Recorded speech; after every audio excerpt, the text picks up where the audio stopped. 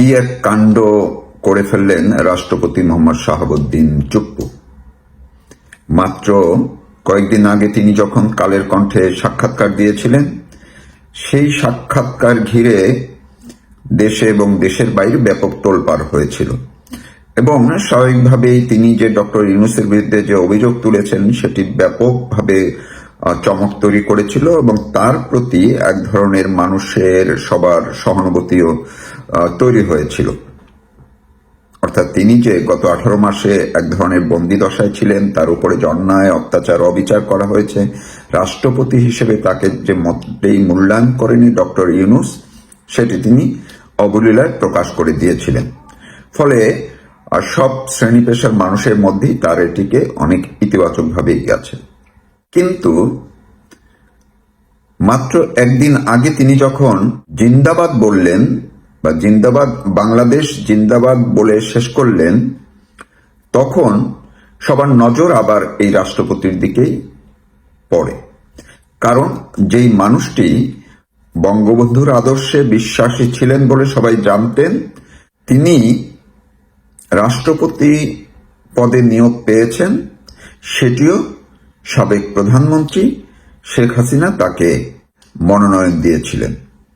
আমরা সবাই জানি রাষ্ট্রপতি পদে শপথ নেওয়ার পর থেকে তার অতীতের রাজনৈতিক কোনো মতাদর্শ কিংবা দলের প্রতি আনুগত্য এটি থাকে না, অর্থাৎ প্রকাশ্যে থাকতে পারে না, কিন্তু ভিতরে তো অবশ্যই তার আদর্শ তো থাকবেই এবং সেটির বহিঃপ্রকাশ যথারীতি তিনি ঘটান।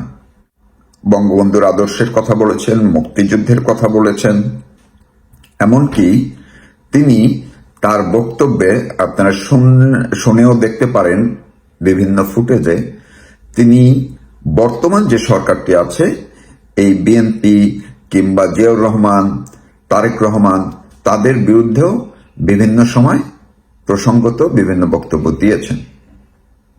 কিন্তু আজ তিনি যে কাণ্ডটি করেছেন এটি একেবারেই নজিরবিহীন একটি ঘটনা। কি করেছেন তিনি? আপনারা একটু আজকে আমি সবাইকে অনুরোধ করব, আপনারা রাষ্ট্রপতি শাহাবুদ্দিন চুপ্পু যে নারী দিবসের অনুষ্ঠানে বক্তব্য দিয়েছে সেটি একটু শুনে দেখবেন। তিনি এই নারী দিবসের বক্তব্যের মধ্যে পরিষ্কার ভাষায়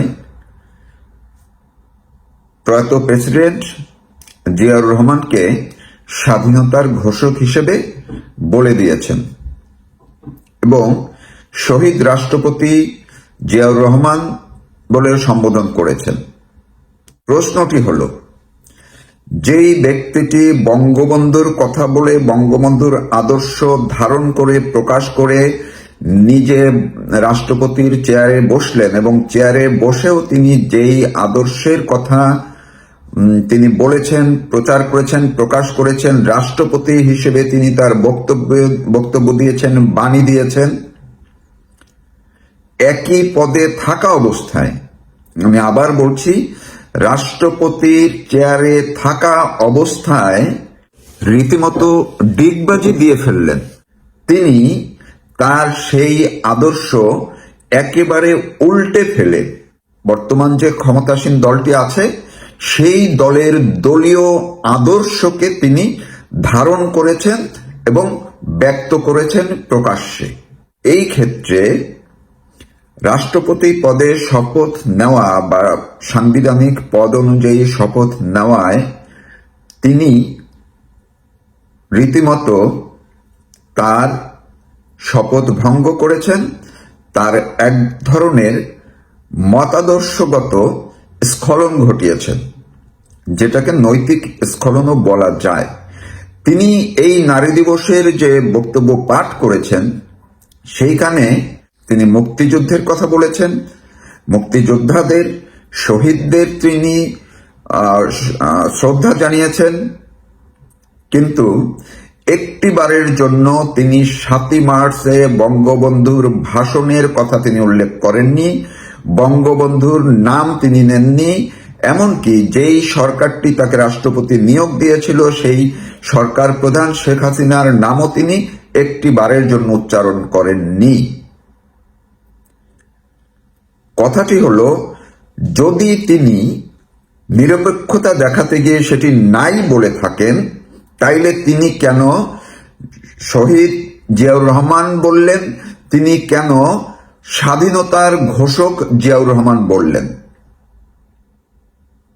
আপনারা একটু গভীরভাবে খেয়াল করবেন, তিনি যদি আবার বঙ্গবন্ধুর কথাও বলতেন, 7ই মার্চের কথা তিনি বলতেন, তিনি শেখ হাসিনার নাম বলতেন, সঙ্গে যদি তিনি জিয়াউর রহমানের নাম বলতেন, খালেদা জিয়ার নাম বলতেন, তাতে কিন্তু আবার তেমন কোনো প্রশ্ন করার সুযোগ হয়তো থাকতো না।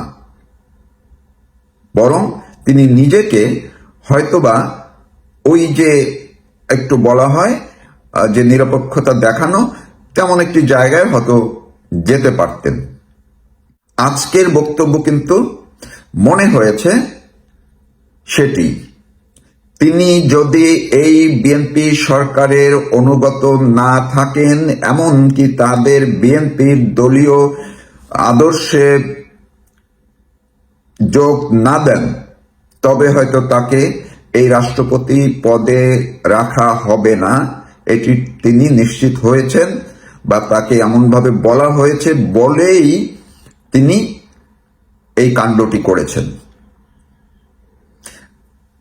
ডক্টর ইউনূস সরকারের সময় তিনি বলেছিলেন তিনি নির্বাচনের পরে পদত্যাগ করবেন। তিনি সেই পদত্যাগের জায়গা থেকে সরে এসে এখন দল বদল করে, আমি আবার বলছি, এটি কিন্তু বাংলাদেশের ইতিহাসে কখনো ঘটেনি, কোন রাষ্ট্রপতি চেয়ারে থাকা অবস্থায় তার নীতিগত আদর্শের বা রাজনৈতিক মতাদর্শের পরিবর্তন ঘটাননি। অনেকেই হয়তো রাষ্ট্রপতি হওয়ার জন্য তার মতাদর্শের পরিবর্তন ঘটিয়েছেন, যেমন বঙ্গবন্ধুকে হত্যার পর মোস্তাক পাল্টে দিয়েছেন, সেটি কিন্তু রাষ্ট্রপতি হওয়ার আগের ঘটনা। কিন্তু রাষ্ট্রপতি হয়ে প্রত্যেককেই যেই আদর্শ ধরে রাষ্ট্রপতি হয়েছেন সেই আদর্শে অটল ছিলেন, অটুট ছিলেন শেষ পর্যন্ত। আমরা কিন্তু দেখেছি, আপনারাও খুঁজে দেখতে পারেন। একমাত্র শাহাবুদ্দিন চুপ্পু আজকে সেই কাণ্ডটি করলেন। তিনি তার সাবেক দলীয় আদর্শ রীতিমতো পরিত্যাগ করে বাংলাদেশের এই রাষ্ট্রপতিদের ইতিহাসে বড় একটি কলঙ্ক তৈরি করলো আজকে। আসসালামু আলাইকুম। এই কথা এখন খুবই ক্লিয়ার যে জামাত যতই বিরোধী দলের একটা মানে এটা কি বলে একটা মুখোশ পরে নাটকের ভূমিকায় খুব বেশি রকম উত্তীর্ণ হবে, বিএনপি ততই জামাতকে চাপে রাখবে। তারা আমরা বিরোধী দল, আমরাই বাংলাদেশের বিরোধী দল, মানে এই যে ফাঁকা মাঠে যে বিরোধী দল হয়েছে আর কি, আওয়ামী লীগ বিহীন মাঠে বা জাতীয় পার্টিকে কোণঠাসা করে, এইটা জামাত খুব জাহির করার চেষ্টা করবে। এবং এই জন্যই রাজপথে তারা প্রেশার অব্যাহত রেখেছে বিএনপির উপরে। কিছু হলে ওই যে ফাল দিয়ে দেখেন, সৈয়দা রেজওয়ানা বললো এক কথা, আর এই কথা নিয়ে জামাতের তুলকালাম কাণ্ড কারখানা। বিএনপি যে এটা করবে, এটা আরেকটা বড় প্রমাণ হচ্ছে জামাত এবং এনসিপি যখনই বাংলাদেশের রাষ্ট্রপতি মোহাম্মদ শাহাবুদ্দিনকে নিয়ে এখন আর ইউনূস আমলের মতন তেরিং বেরিং করতে চাইছে, বিএনপি ক্লিয়ার ফরওয়ার্ড জানিয়ে দিচ্ছে তোমাদের কথা পাত্তা দিই না। জামাত এবং এনসিপি রাষ্ট্রপতি যখন ইন্টারভিউ দিলেন পত্রপত্রিকায় এবং অনেক গোমর ফাঁস করলেন, তখনই এটারে ঘুরায় ফিরায় নিয়ে গেল যে ফেসিবাদের রাষ্ট্রপতি, তাকে সংসদে বক্তৃতা দেওয়া যাবে না। কিন্তু তার অধীনে কিন্তু তারা তাদের লোকজন যারা এইসব দাবি তুলছে, এরা উপদেষ্টা শপথ নিয়েছে। জামাত ওই উপদেষ্টা শপথ মেনে নিয়েছে, সেই সম্পর্কে সেই সব জামাত ভুলে গেছে। জামাত মানে তার যখন যেটা সুবিধা তখন সেটা করে আর কি। জামাত এনসিপি যখন রাষ্ট্রপতিকে সংসদে ভাষণ দিতে চায় না, দাবি তোলার সাথে বিএনপি নাকচ করে বলে দিয়েছে এইসব টাল্টিবাল্টি হবে না, আমরা রাষ্ট্রপতি, বাংলাদেশের সংবিধান মেনে রাষ্ট্রপতি, তিনি সংসদে ভাষণ দিবেন।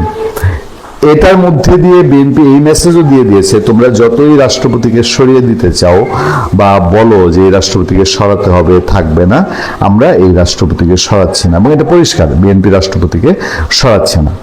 যদি সরানো রাষ্ট্রপতিকে বিষয় আসেও সেটা আরো অনেক পরে, মানে এখনকার এই যে জামাত এনসিপির নাচানাচি যখন থামবে, তারপরে যদি বিএনপি একক সংখ্যাগরিষ্ঠতা নিয়ে ক্ষমতায় এসছে, তার অনেক মানে সিনিয়র নীতি নির্ধারক আছেন যারা রাষ্ট্রপতি হওয়ার যোগ্য হতে চান এবং নিজের দলের মতাদর্শের বাইরে একজন মানুষ রাষ্ট্রপতি রেখে দিবেন, এটা তো বিএনপির জন্য একটু অবশ্যই বিএনপির যারা একেবারে ডাইহার্ড নীতি নির্ধারক তাদের জন্য একটু অস্বস্তিকর। কিন্তু সম্প্রতি যে সব অবস্থা, আমাদের সামনে যেসব পত্রপত্রিকার রিপোর্ট আছে সেগুলোতেও বলা হচ্ছে বিএনপির স্থায়ী কমিটির সদস্য সালাউদ্দিন আহমেদ স্বরাষ্ট্রমন্ত্রী তিনিও জানিয়েছেন যে রাষ্ট্রপতি পরিবর্তন ইস্যুতে কোনো আলাপ আলোচনা তাদের মধ্যে হয়নি, অর্থাৎ এই বিষয়টায় বিএনপির দিক থেকে পুলিশ স্টপ, বিএনপি রাষ্ট্রপতি সরাবে না।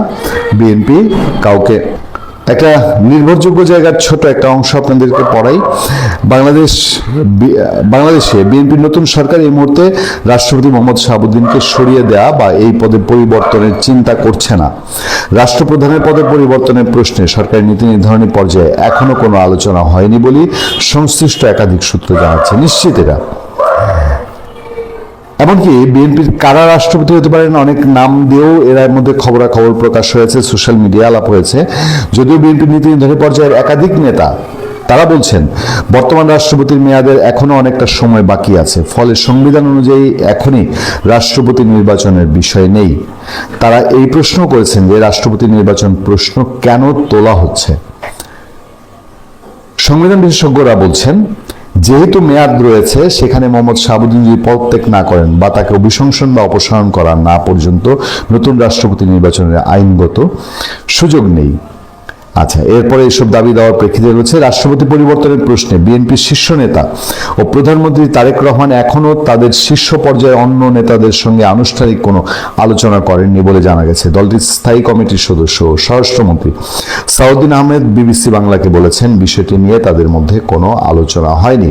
সরকারি নীতি নির্ধারক পর্যায়ের আরেকজন নেতা মন্তব্য হচ্ছে জুলাই গণঅভ্যুত্থানে আওয়ামী লীগের শাসনের পতনের পর সেই আন্দোলনের নেতৃত্বের একটা অংশ রাষ্ট্রপতির পদ থেকে মোহাম্মদ শাহাবুদ্দিনের পদ থেকে দাবি তুলেছিল। বিএনপি নেতাদের অনেকের ধারণা সদ্য বিদায় নেওয়া অন্তর্বর্তী সরকারের একটা অংশ এই দাবির পেছনে ছিল। সে সময় সংবিধান রাখার কথা উল্লেখ করে বিএনপি প্রকাশ্যে অবস্থান নিয়েছিল রাষ্ট্রপতি পদের দাবির বিপক্ষে এবং বিএনপি এখনো সে অবস্থানেই রয়েছে। ভালো থাকবেন, সুস্থ থাকবেন। পরিস্থিতি আমি আতিক রহমান, পূর্ণিয়া।